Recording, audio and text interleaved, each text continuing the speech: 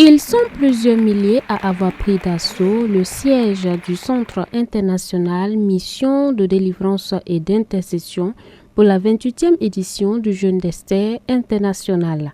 Percée surnaturelle et naturelle selon Éphésiens le chapitre 3 au verset 20, c'est sous ce thème que se tient la rencontre. Voilà.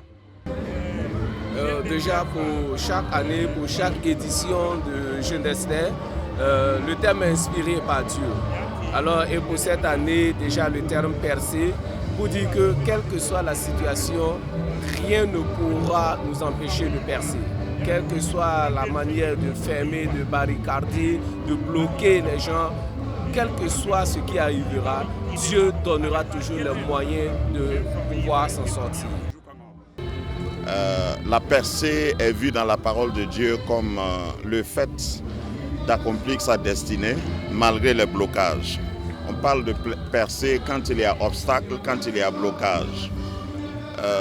Le terme est choisi lorsqu'on applique cela dans le naturel, par exemple par une route qu'on construit et on rencontre une montagne qu'on ne peut pas contourner ou surmonter. Donc on fait un tunnel, ça c'est une percée. Et il arrive dans la vie de l'homme, dans le naturel, qu'il y ait des blocages, qu'il y ait des obstacles qui empêchent quelqu'un de réaliser ce que Dieu veut qu'il fasse. Il arrive dans l'histoire d'un pays qu'il y ait des blocages et c'est de cela que nous voulons parler, nous appuyant sur les moyens recommandés par la parole de Dieu, la prière et la proclamation de la parole de Dieu, la foi, et prier pour les vies, prier pour le pays, pour qu'il y ait cette percée-là. Et pour le message introductif, le docteur Mamadou Philippe Karambiri, revenant sur le contexte du jeûne qu'a pratiqué la reine Esther à l'époque, a invité le peuple de Dieu à se départir de ses propres requêtes et à mettre l'accent sur la prière pour la stabilité de notre chère patrie.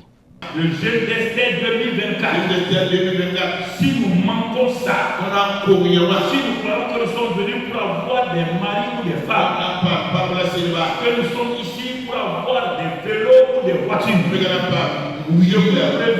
par la part de Dieu. Si ce n'est pas un jeûne d'humilité, si vous voulez prier que les gens soient guéris alors qu'ils ont les moyens d'être guéris à l'église, le jeûne d'Esther n'est pas fait pour guérison, pour avoir des femmes, des vélos, des choses. C'est le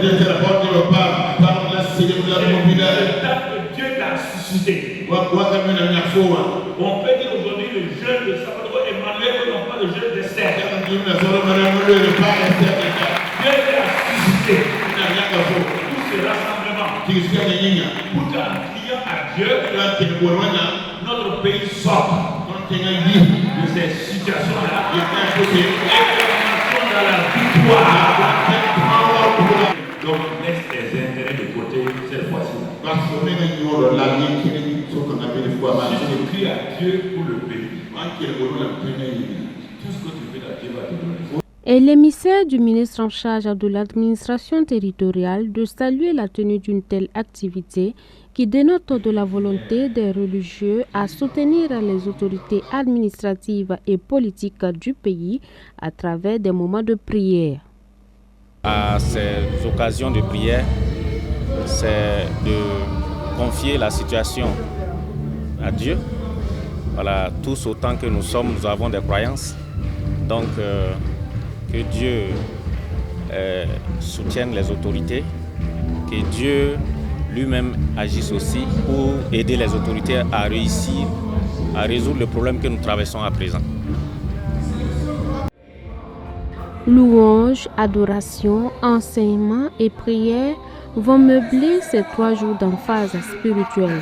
Il faut noter que les participants sont venus du Bénin, du Togo, de la Côte d'Ivoire, du Mali, du Sénégal, des États-Unis et bien sûr du Burkina Faso.